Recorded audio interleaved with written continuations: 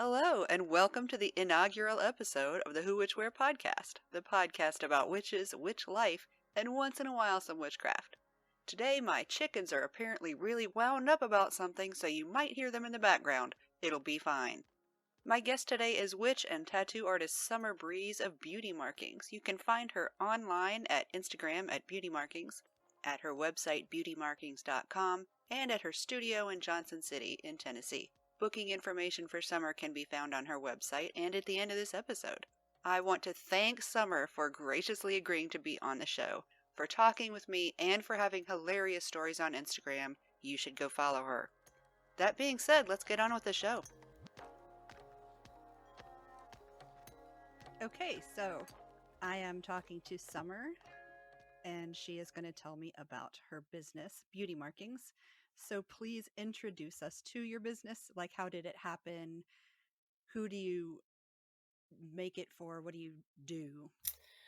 Yeah, I do lots of things. I am, I guess, first and foremost a tattoo artist, which is where the name Beautymarkings comes from.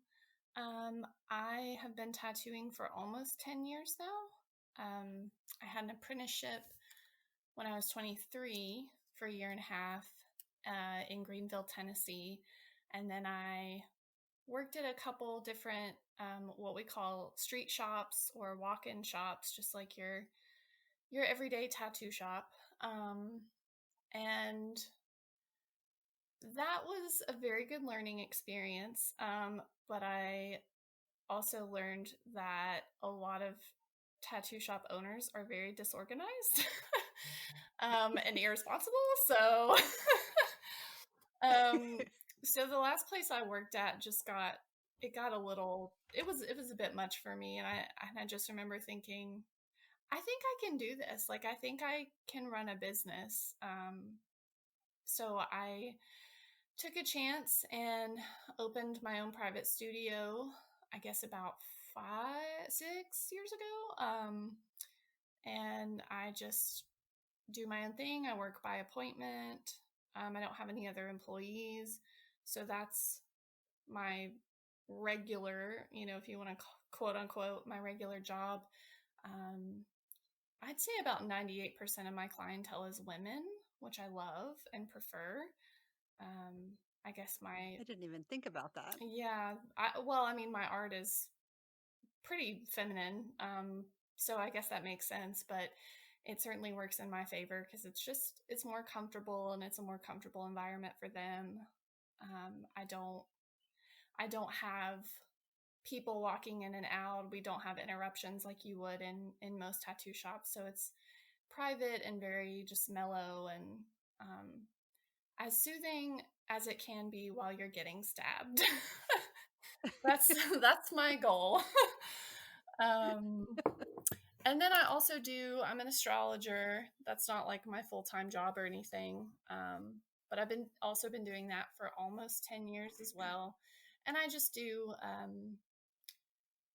I'll do like transit readings for people or full natal chart readings. And then I also do tarot readings just whenever anybody, asks for one. I know I still need to do a natal for me. It's From you. it's really, I mean, I can't recommend it enough. Like it's great. I tell people and it's not me talking, it's just the astrology. I've never had a reading that was off. Usually it's so specific that it's pretty alarming, but it's also very affirming. Just to be like, okay, so I can blame the planets for why I'm like this. Like it's not my fault, it's the planets. But it's a great tool for like personal insight and also understanding just like the trajectory of your life and the timing of That's what I everything. want. Yeah, it just builds context. That's how I explain it to people. Like it gives you greater context for your life, which is always nice. How did you come up with the name? I remember when I first found you on Instagram that I just thought that name is perfect for a tattoo artist.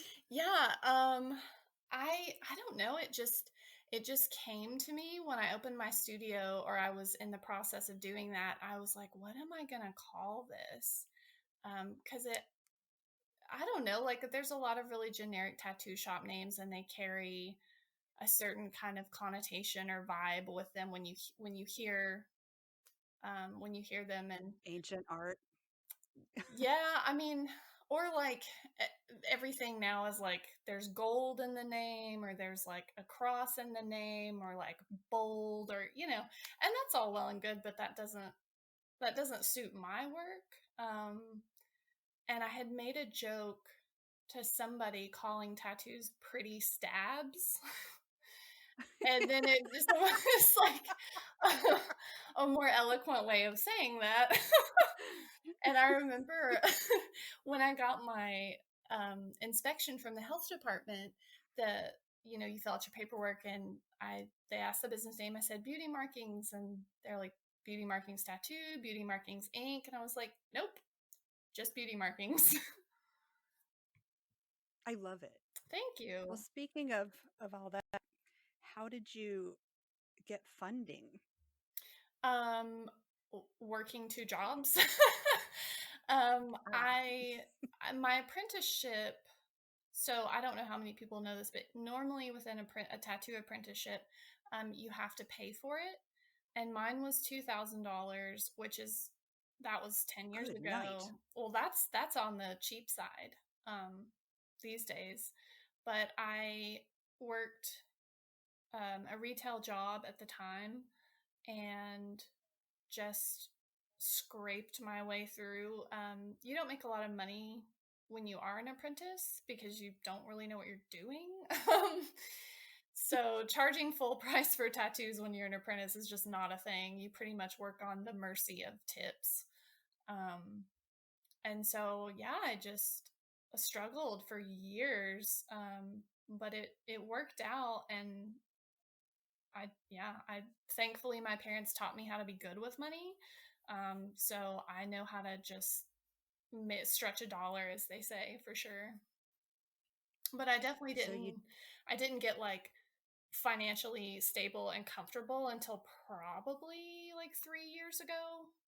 So it's a sacrifice, but it's worth it. did you ever get loans or anything like that? No, I lucked out.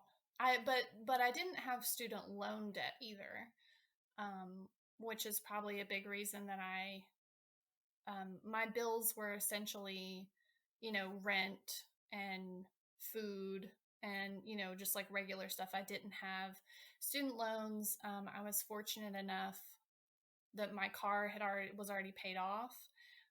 So I just was really careful, and worked really hard for a long time. But I always managed to make those rent payments on my studio, so it worked out. That's awesome. Yeah, I know that's Well, not the speaking case for most people. Like a lot of people do have to get loans. So I'm very fortunate that it just, not that it was easy, but I'm happy that I don't carry debt that a lot of people have to.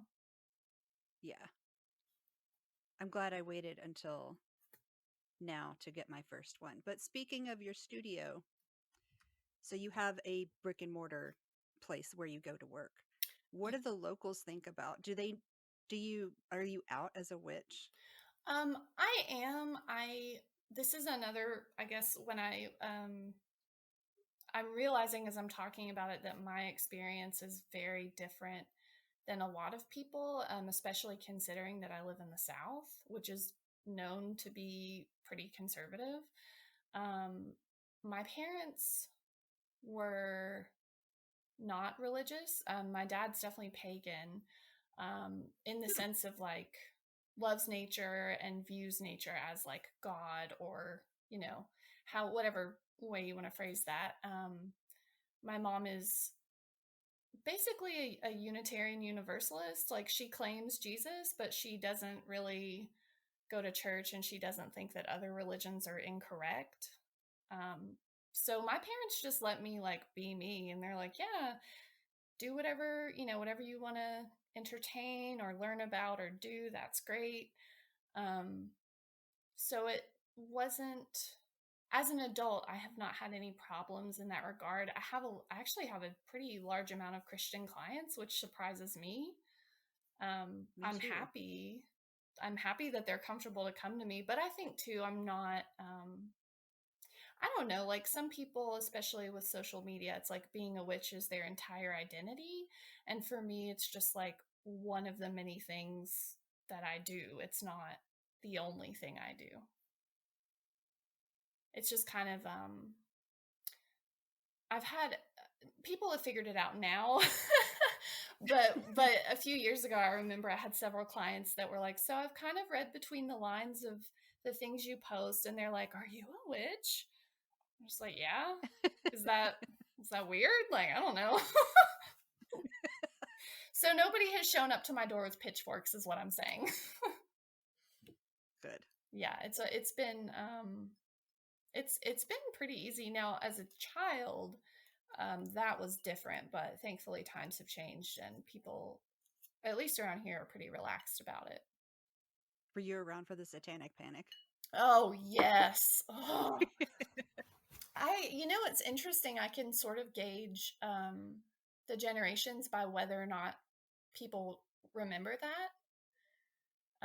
Because I was talking to one of my Gen Z friends, like my only Gen Z friend, um, and she's a witch, and I mentioned it, and she's like, "What?" And I had to explain to her like the West Memphis 3 case, and Yeah. of course, there was also like everything had a parental advisory sticker, and yeah, and I Rumors mean, of people doing stuff out in the woods.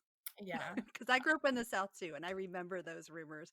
There was a place we called like the swamp or something, and you can't go down there because the Satanist will get you. Oh, what part, if you don't mind me asking, what part of the South did you grow up in? Roanoke, Virginia. Oh, that's only So like, kind of near you. yeah, my husband's family lives there. I love Roanoke. Oh, the Yeah. Star City of the South. Yes. I have seen that star on the mountain. Yeah, similar stuff here for sure as a kid. I'm trying to remember how I was pretty young when the West Memphis 3 case happened. But my mom especially did not shelter us, which I'm very grateful for.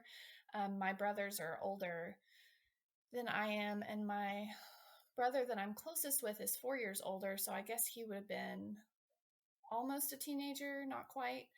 And he had long hair, and we listened to quote unquote weird music for that time. We wore band t-shirts, we wore black, um, because my parents are just like, yeah, you do your thing. But when that case happened, I specifically remember my mom like sitting us down and talking to us and saying, you have to be careful what you share with people. You have to. She told me there were certain books I couldn't bring to school. Um, she told my brother there were certain things. She's like, I don't I don't want you to not be yourself, but you have to be careful publicly. Um, so that definitely stuck with me into my like even my early 20s, where I was more careful about what I would share with people in that regard, just because that case was so frightening. I mean, I remember my mom saying this could be you all, given the right circumstance. Like you could be in jail because you're the weird kids. Yeah. So, yeah, I don't have the religious baggage that a lot of people from the South have, but I guess I have like the opposite of that, where it's like, ooh, don't tell so and so that you have tarot cards, or don't. There was a certain Better not be shyness. messing with the Ouija boards. Yeah, I don't do Ouija boards. I had a bad Ouija board experience when I was 12, and I was like, okay, we're not doing that anymore. It seems like everybody, well, I haven't, but my husband has, and it seems like everybody has had at least one who I've never even touched one, I but not wouldn't. because I'm afraid. I've just never been given the opportunity hmm because I I, grew up in Bible Baptist land. yeah. I had some friends. Everybody knew I was the weird kid, so they would come to my house to do weird things that their parents didn't know about. And one of them brought a Ouija board, and I was like, "What are you doing?" She's like, "Oh, I want to try it. It's cool." I was like, "You don't know what this is." Um, Who cut, you talking to? yeah, cut to the future. I buried it in the woods. Like, I was like, mm-mm.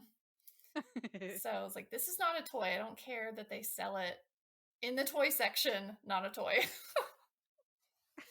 Yeah, it's a toy, like It's Hasbro or something. yeah, it's really bizarre. It's so bizarre, but to each their own. I just not for me. I'll say that. Not for me.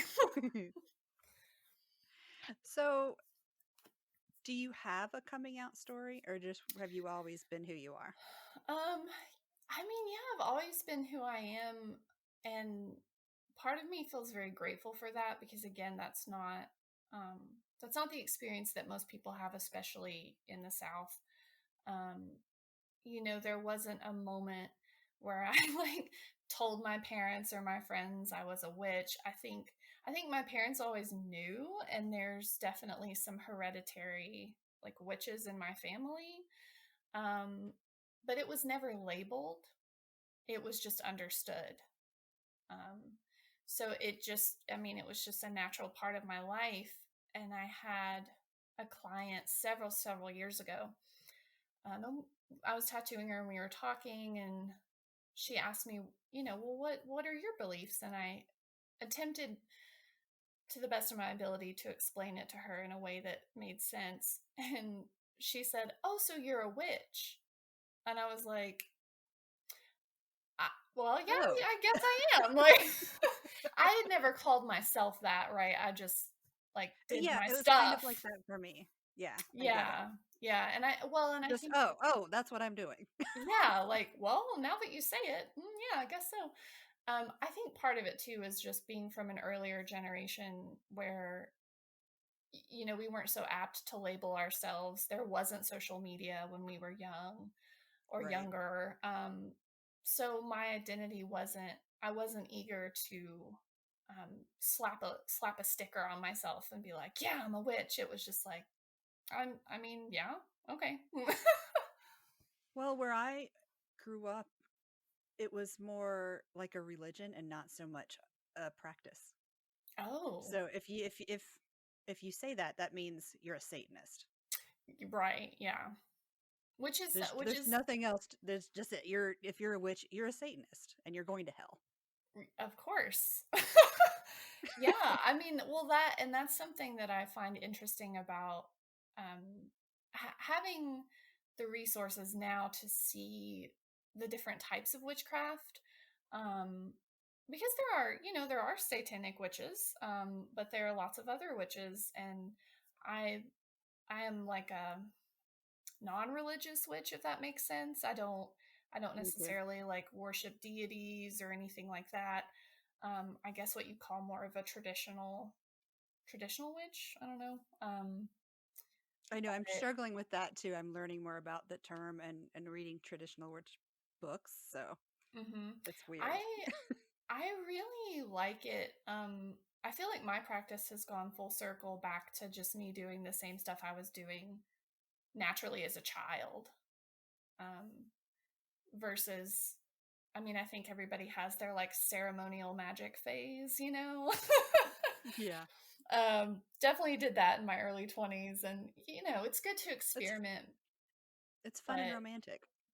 it is and it's theatrical, and it has its purpose for sure.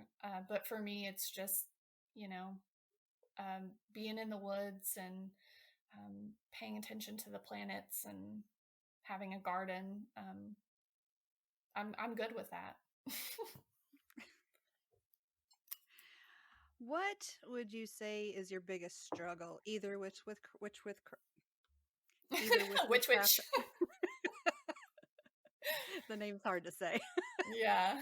Either with witchcraft or with your business. What is your biggest struggle? um I mean, thankfully I don't struggle with my business other than just trying to keep up with the demand of clients, but um with witchcraft, it's really, again, just kind of like full circle. I think with the internet and social media, I see a lot of what we call endearingly baby witches trying to find their way in a sea of chaos and bad information. And TikTok. um, yes, witch talk is so funny to me. I mean, I'm purely voyeuristic on there. Like I don't create TikToks. I just every once in a while kind of check in and be like, oh, what are the kids doing? You know. um, so I personally don't. I don't struggle with my own craft at all, but I think it's because I don't I'm not involved with a coven. Like I have other friends that are witches, but we all kind of do our own thing, and um I'm not involved in any witch talk battles. I Okay, just yes. speaking of that, is there anything that makes you angry about the witch community? It's what's funny? I was thinking about this morning. It's the things that are true for the witch community are true for every community because when you have large groups of people trying to carve out, their corner of culture, it just naturally becomes very messy and very competitive. Um, and it's interesting to watch because again, like you and I didn't have I mean, I didn't even have Google. Like I would find books at the Right. library. So it was very contained and it was very personal, which is something I'm really grateful for as an adult, seeing the way that things are now. There wasn't a lot of noise. I just kind of was left to figure out what I liked and what worked. And I feel like younger people these days are sort of deprived of that because they inevitably wind up watching, oh, what's this person doing, what's this person, it's very competitive, but also um the word I'm looking for, it's important to have like your own experience first, I think, because what works for somebody might not work for you. Or I've It's encountered oh, go ahead. it's hard to do that when things are so pretty on Instagram and TikTok. Yeah, my husband and I kind of joke about that.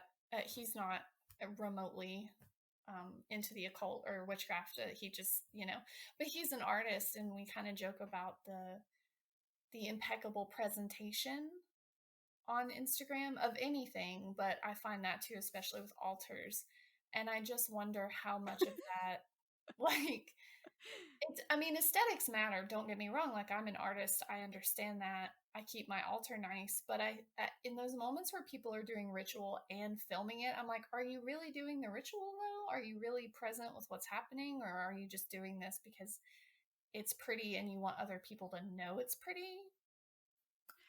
I actually did a video of the money bowl spell. It didn't work for Oh, shit. no. Didn't work for shit. And Spirit's like, "What the fuck are you doing? Who are you Yeah. talking to? You're not talking to me. I guess you want them to give you the money. All right, go talk to them then." Yeah. So I put that bunny bowl away. Yeah.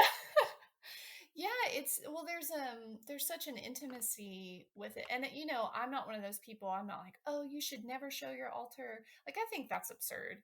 Share what you want to share, but I think in the moments where you're actually working magic, it should be between you and that space and whatever else you're working with, because that's ultimately the most effective. And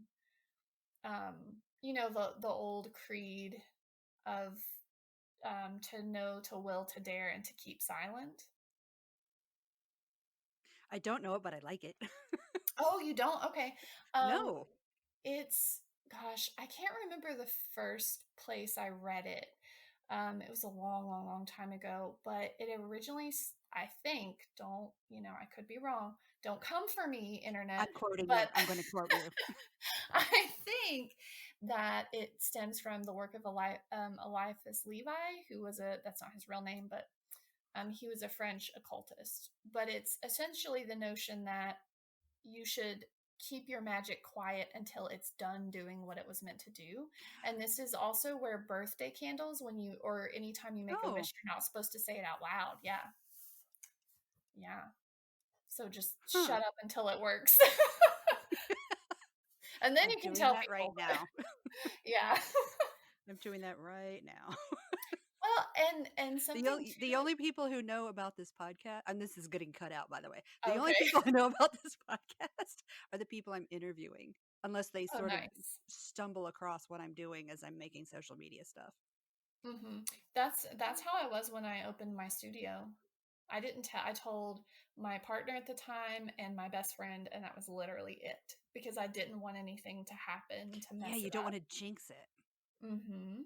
Yeah, and I think that's a good rule. And someone else that I know made a really interesting point about putting putting things out there before your work is completed. That having, especially with the internet, so many eyeballs on what you're doing, how that can Hmm. influence it too. And if they decide that they're jealous or envious of what you're doing, look out. hmm Yeah, and it's it's smart to move quietly, not to be, to hide who we are, but essentially just to be discreet because that's just the smart move. Yes. So, okay, we went over what you don't like. What has brought you the most joy, either with your business or with witchcraft? And by business, I also mean your Etsy shop, just everything you do. Oh, yeah. Well, I mean, ultimately being not entirely free of capitalism, of course, but like I I I have I have exited the matrix of working for a corporation, which I know is a privilege. Um, I being able to make my own schedule, being able to actually have time with my family, is really important to me. And I've not surprisingly always had a problem with authority. So having a boss was not really my jam. But I worked retail for a really long time, and it wore me down, and it made me feel some kind of way about people that I Yep. didn't like. It's very soul crushing. Yeah. And um, so with my work now, I it's still tiring in a very different way, in a more rewarding way, and I get to meet so many people that I wouldn't know otherwise.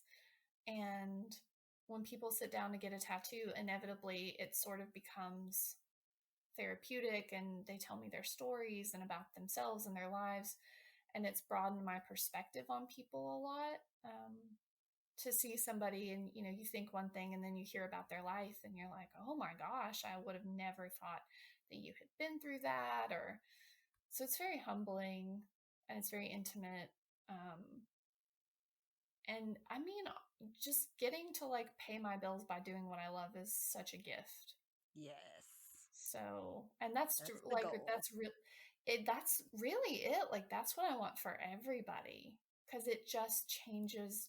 I mean, your mental health, your happiness, and it's a risk doing it. But after a few years, if you can maintain it, oh man, it's really life changing. Um, The and then problem with I guess. that, sorry, go ahead. Oh, I was just gonna say with in terms of like my greatest joy with witchcraft is really just um being able to contribute in some meaningful way to like my small community. I'm not like, I don't really advertise services other than astrology stuff, but I have a lot of clients and friends who, if something's going on in their life, they know that they can come to me and I can like look at their birth chart and tell them why, or look at tarot cards, or sometimes I'll do like cord cutting rituals and things like that. And so I like having something that I can share with people to hopefully empower them and make their lives better. And I think for me that's always been the goal, is I just especially amongst women. Like I want everyone to have access to tools that make them feel more in control of their circumstance. Love it. I love that. I feel like that's gotten lost a little bit. Like, I mean, I get it. You know, we need money to pay bills, and there's nothing wrong with charging for services, but I feel like capitalism, the beast of capitalism, has swallowed witchcraft and just made it another like Commodity. MLM or yes, and it's really sad. It bums me out because it's such a nuanced conversation. You know, if you say anything about it, some people jump on you and they're like, well, people need, you know, to earn money. And I'm like, I get that, but it's a Do you have to take commodity now. advantage of other people to do it?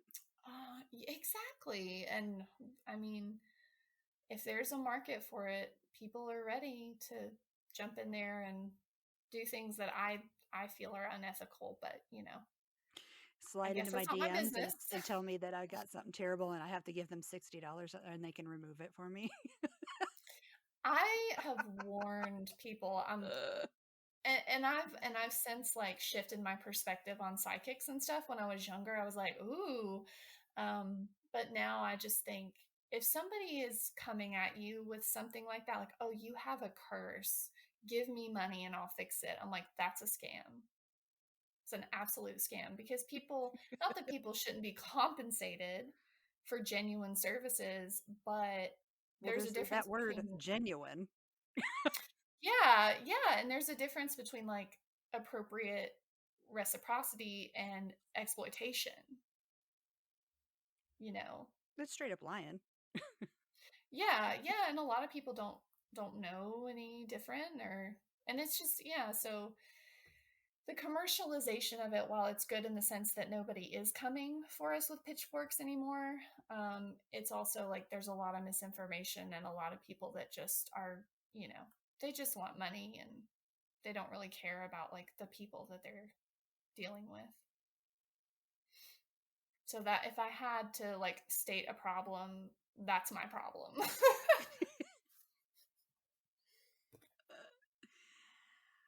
Okay, we're going to switch track a little bit. Okay. Who are three people that you consider the most influential to you? And I know the original question was in your craft, but in your life, because that's going to affect your Hmm. craft one way or another. Oh, absolutely. I would have to credit my parents for just letting me be me, which is such a gift to give your child and something that a lot of parents don't know how to do. Um, and I spent so much time with the matriarchs in my family. So my grandmothers, my great grandmothers, really shaped who I am. Um, and in terms of like who influenced my craft, I again I think because I didn't have the internet, there weren't like YouTube witches. There wasn't a figurehead in terms of that community that stood out to me. Um, but historical feminist icons for sure. Like I was obsessed with Joan of Arc in middle school. I have a big Joan of Arc tattoo on my leg. Um, you know, she saved her country and then they burned her Yeah. for for being a witch allegedly. But yeah, there's not any like Starhawk. modern day. Yeah, you know, I've read her book and I That's who think you could it's find. fine. That's one of the first things I could find. So, frankly, Yes. she's Um, problematic, but that's one that I can name. is she? I have not kept up. I haven't read that book in a really long time. Is it just like your garden variety, like cultural appropriation stuff or Yeah. okay, yeah. Yeah, well, new agey type stuff is always riddled with that. I did read a lot of um oh, what's her name? Silver Ravenwolf. Raven. Yeah. When I was like a young, like 12, I read some of her stuff. Um just your garden variety beginner witch stuff. But I will say I feel like the material from that era is better than the new stuff that comes out now in terms of like broad brushstroke witchcraft. Um, a lot of it I feel like has been watered down and it's been removed from the cultural context of where practices came from. And also everything's just about like not everything. I'm being hyperbolic, but a lot of pop culture witchcraft is just about like money and getting a partner. And that's, pretty much it. And I'm like, that's not everything, but okay. But I like folklore. Yeah. That's my jam. I get to this day, very inspired by folklore and understanding the culture of where certain practices come from. So while there's not like a certain figure or person, definitely like the older stuff, the older stories, the mythology and historical accounts of witchcraft and ritual, that was always that really impacted me. Do you have any granny witches in your family? Yes. So I have, well, she's passed away. Um, my great grandmother on my father's side, um, I remember my mom had shingles really bad. I don't know if you've ever had them. Not yet. Oof. I mean, Knock that wood. it was, yeah, I know, right? It was bad. It was really bad. And it was over the summer. And so she was out of work for a while and we were home. So we ended up going to my Nana's house, my dad's mom.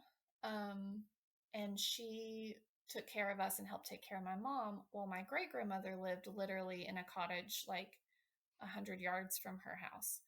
So I remember I had to ran across this field. She's like, go take this photograph to Granny Mary, is what I always called her. Um, and it was a photo of my mom. And I remember thinking, this is like, she knows what mom looks like. Mom's in your house. Why am I like, it just, okay. So I ran it down there, gave it to her, came back. Nobody said anything.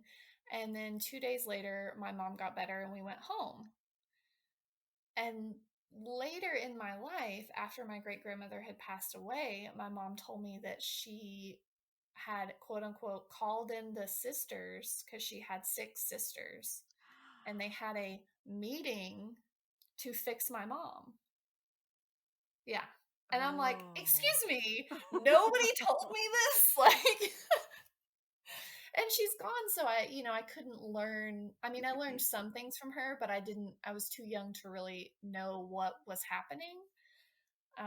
So yeah, that's like my favorite Granny Witch story from our family for sure. And then I recently found um, a whole other like side of my family that I didn't know about that are Melungeons. And so there's a lot of like folk practice and apparently my great aunt used to read tea leaves and so I'm really excited to learn more about that That's too. But it all cool. makes sense. Yeah, it's like, see, it's just how we are. Huh. I think I might have messed up on my question. The last question. This is getting cut out too. Okay. Remember, I have a little secret question. I may have to change it now because it was telling me your favorite story to tell people, and it might be that. Oh, okay. Well, I mean, Like a I don't story know. that you're just like, this dumb thing happened and it makes me laugh so hard every time, that kind of thing. Okay, end of cut. Okay. What is something that you wish was discussed more, either in the witch community or in general? Um, well, I did, again, like I didn't have a community around witchcraft as a child other than my family. I didn't have a group of people. This was just something I did on my own, really, until I met other people in my early 20s that were also interested or already were practicing. Um, but in the context of today, I think there, it's again such a nuanced conversation to have, but I see a lot of people wanting to run before they can walk, and I don't want to ever like scare people and be like, oh, magic is dangerous. But if you're not psychologically stable already, it can be. And I've seen in my own life a couple people who definitely jumped into the deep end and it affected them really negatively. Um, so, witchcraft is not a substitute for therapy. Um, it it can be combined with therapy. It's really good for shadow work, but I Yes. think it's, yeah, like as important as it is to have your own unique practice and experience before you um, worry about how other people practice, it's also important to stay grounded and to have, normal people, quote unquote, in your life. You still have to live on this earth. You still have to go to your job, probably. You're still a person. And so this notion that if you just do these really elaborate rituals, you're suddenly going to become like the supreme and all your problems are going to go away. That term, kill me. I mean, I love that show or that season, but yeah, no, that's not how that works. And there's a so there's a mixture of, there's problems with people trying to do things that they're just not ready for. And I think that's just the culture of instant gratification.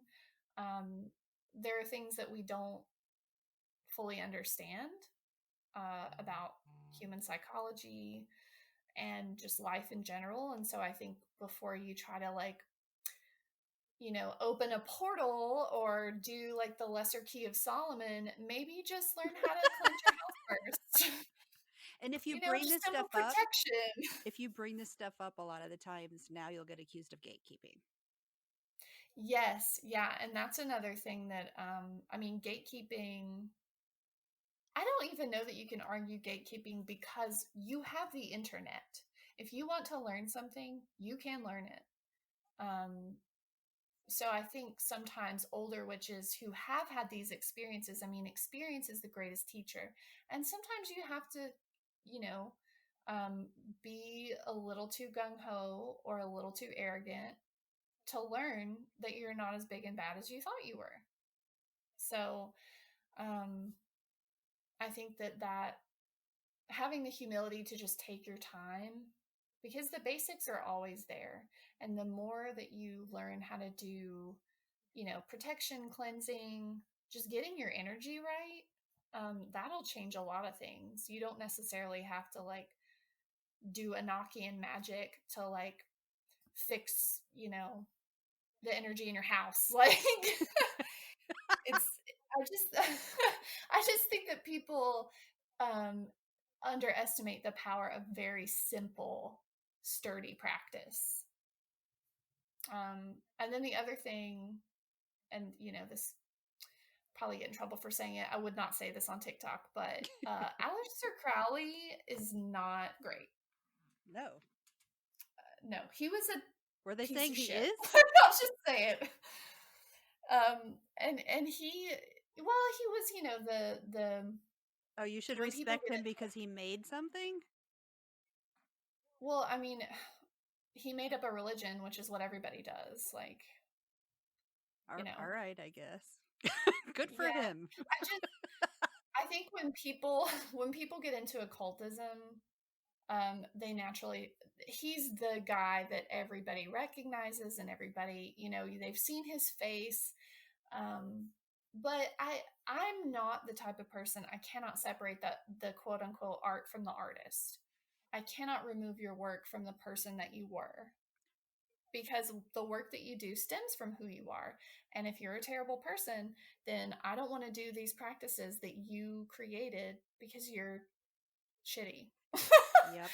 Like it's just, and I have seen more people, I don't think anybody's trying to like retroactively cancel Crowley, but more about who he really was is coming out. And I find that to be a positive thing. Because I also don't know anybody who's worked, at least personally, who's worked with his stuff who's had a good experience overall. Like their life tends to become very chaotic. Um, and, there's a reason for that. Look at how he lived his life. It was a hot mess, and not even like a cute one. It was like bad. So just don't, it's not worth your time.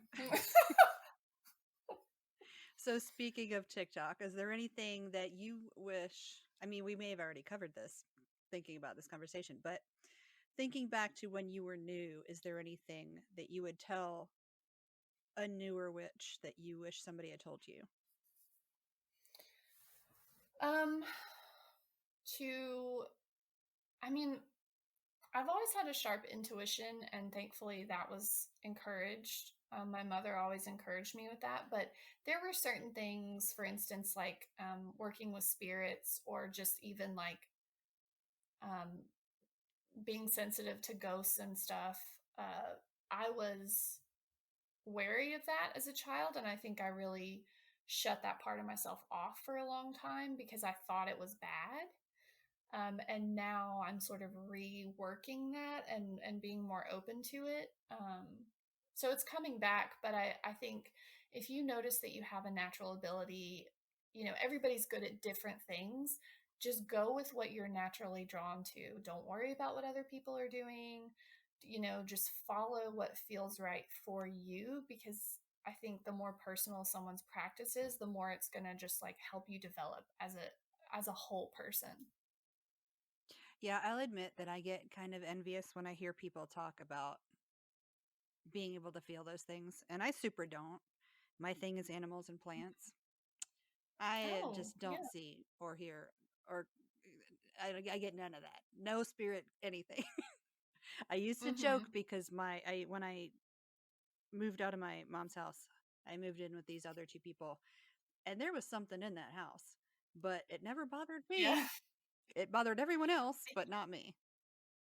I used to say I'm the Yeah. ghost deadener because they don't, just doesn't happen. Yeah, that's, you know, I've as a kid I was always really kind of obsessed with the paranormal. I mean, I was just weird in general. But my aunts lived in a very, very, very haunted house. And so for me, it was undeniable. I'm actually a very skeptical person. Um, so that's Me what I tell too. people about astrology. Yeah, like about astrology.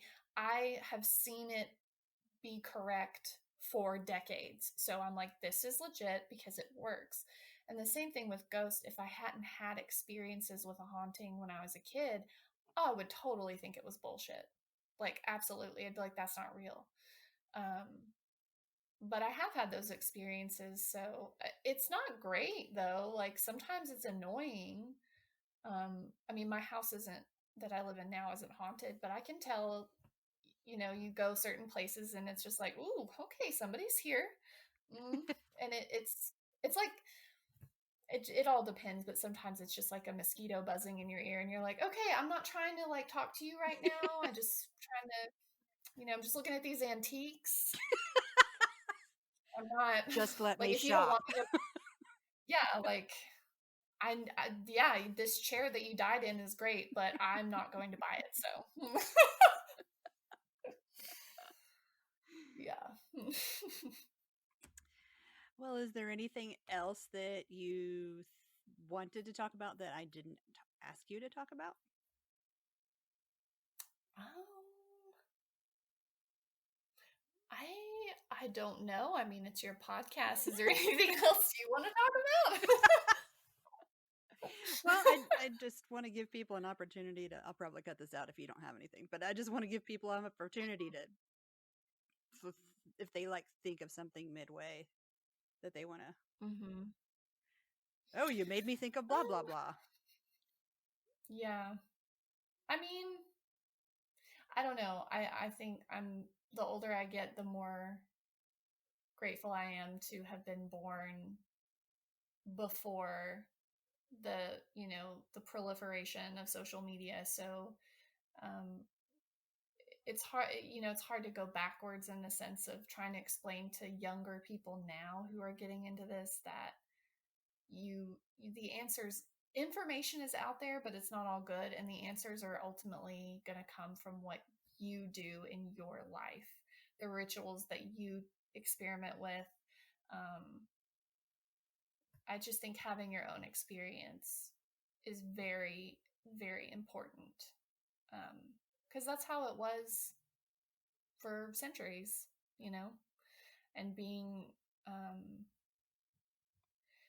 using whatever abilities or knowledge you have to ultimately help people around you, not with any kind of like savior complex, or but just know that you can have little things to offer. If your girlfriend has a bad breakup, you could do a cord cutting, or if somebody doesn't understand what's happening, you could pull tarot cards for them, or if somebody's house feels weird, you can cleanse it for them. It's just little things that can make a big difference. Like, you don't have to be an Instagram YouTube witch with 1 million followers to have a positive effect on the world.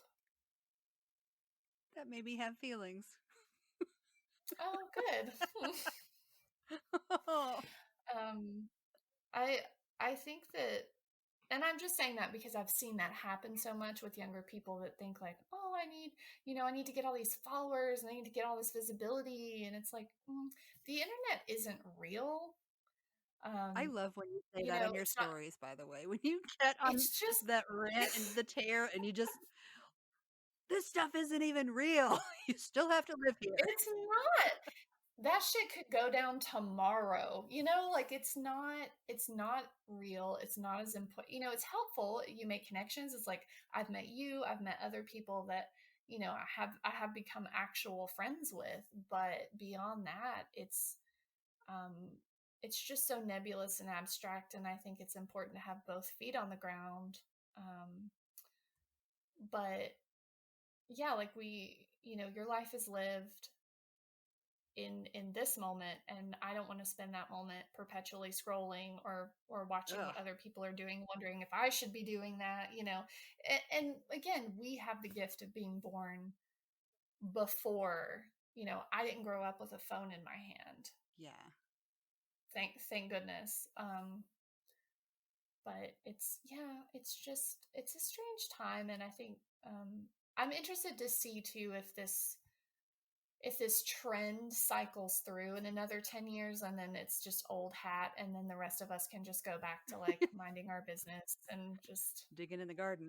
oh yeah, oh, that was where I was going with that is, I don't take a lot of stock in the internet. It's a tool, it's fine, but like, whatever. But sometimes people would meet me. I live in a very small town, and I've tattooed like half of it. So people running into me is not like weird. It's just a small town, and younger people would treat me differently and be like, "Oh my god," because I have followers, and I'm like, I am not special. I am awkward. Like, please don't. I'm gonna underwhelm you so hard. Like, I'm just I'm no one. I'm good at drawing on people. That's On it. paper. Like, I'm not saving lives. I'm not. So I always try to remember, like, this isn't real, and if I can be kind to people and I can give people tattoos that make them love their bodies, I'm happy. Or if I can give somebody an astrology reading and then they understand what's happening in their lives, I'm happy.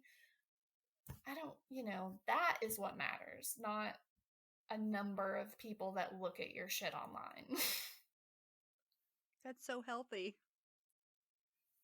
Thank you. I go to therapy. And that's the message, Go to kids. therapy, everybody. Yep. Let me tell you, I've done witchcraft for a long time, but therapy has helped me more, I would argue. Yeah. Like, you should do both. You should do Yeah. both. You kind of need to. If you want to do any kind of shadow work, you gotta.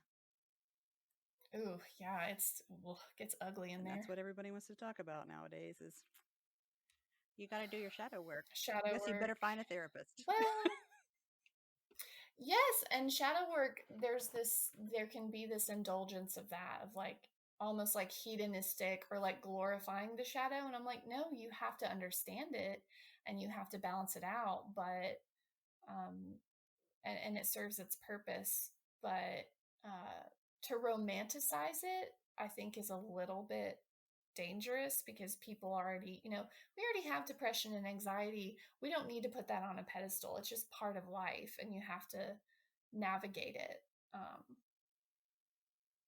But again, I mean, that's the nature of the internet. It's just short attention span. How do you sum up something that complex in a single post? It can't be done.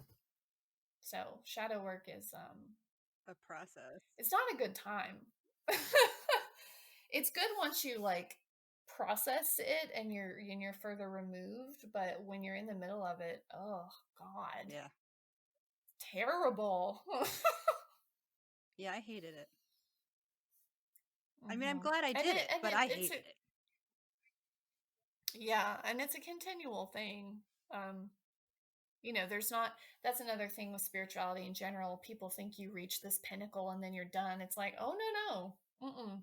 Like, it's peaks and valleys, baby. Like, it's not, there's never a plateau for very long, right? Even when things are steady, it's like things will come up and you'll be like, oh, ooh, okay, I thought I dealt with that. Guess not. Here it is again. Great. Yeah. Good times. Mm-hmm. So, another thing that I didn't tell you about. Okay.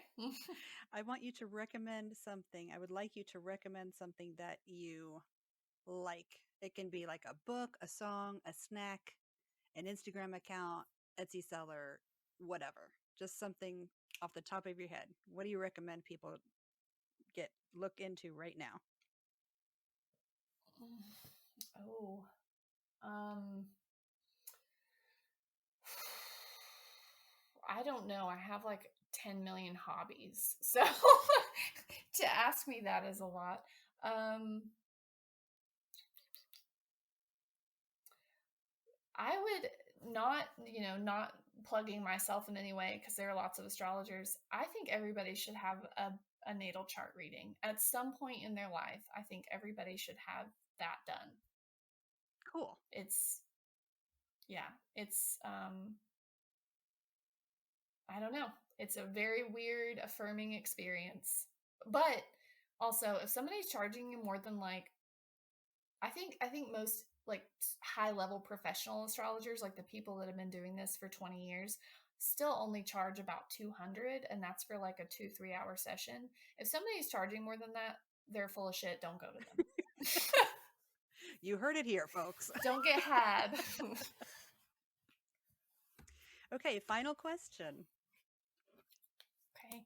I would like you to tell me, it's not even a question. I'd just like you to tell me a story that you love to tell people about anything at all. It can be about a dog.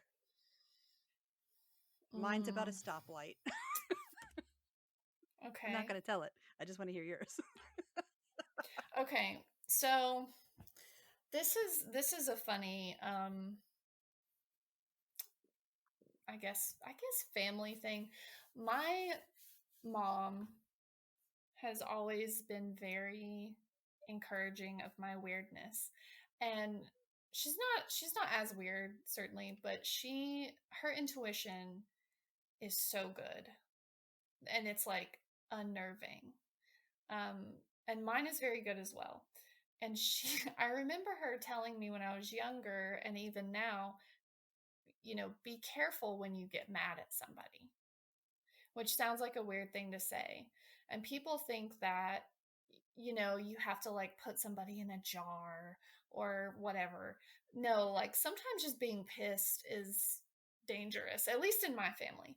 So she had this experience. She didn't tell me this until after I'd had a really bad breakup. Found out that my partner at the time had been cheating on me, and his lung spontaneously collapsed. He's fine. He's fine.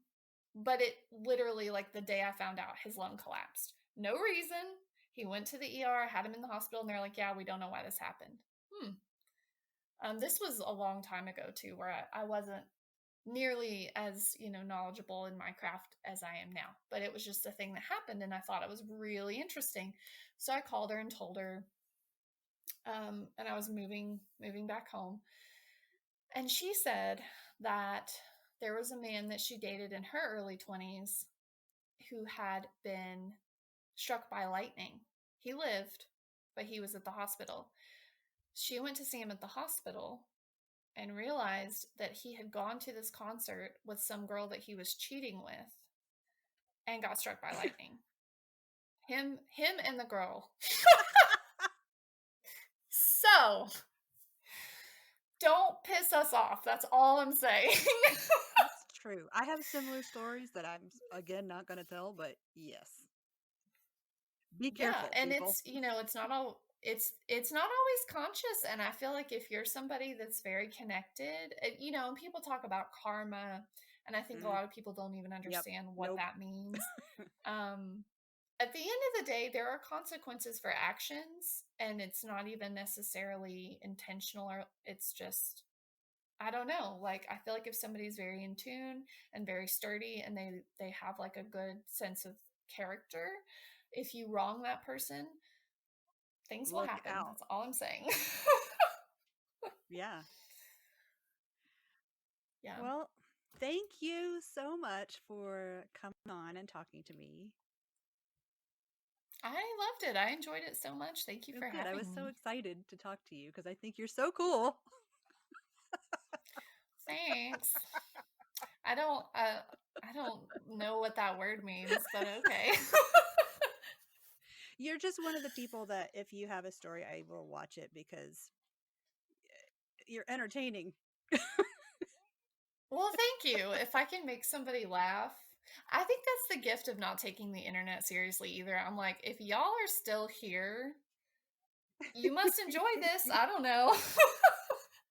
The thing where you said you were going to murder somebody with your shoulder pads, Oh, I love that I jacket. died. I'm like, now this is a power It is suit. Like, gorgeous. I love it. I love it. I might wear it today. It's raining. I could get away with it. Well, do you want to go over your socials or do you want me to do it? Yeah, I mean, I don't have many socials. My Instagram is at Beautymarkings, all one word.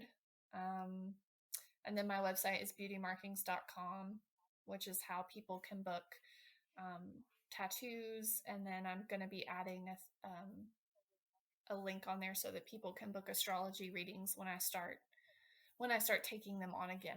I'm having a little bit of a break this month, but that's it. I'm pretty simple. I know it's kind of a process to get booked with you because I see you talking about it. Can you let people know Hmm. what they're in for when they're trying to book with you? Um, so I try to book 2 months at a time. I try not to go much beyond that because life can happen and things can come up.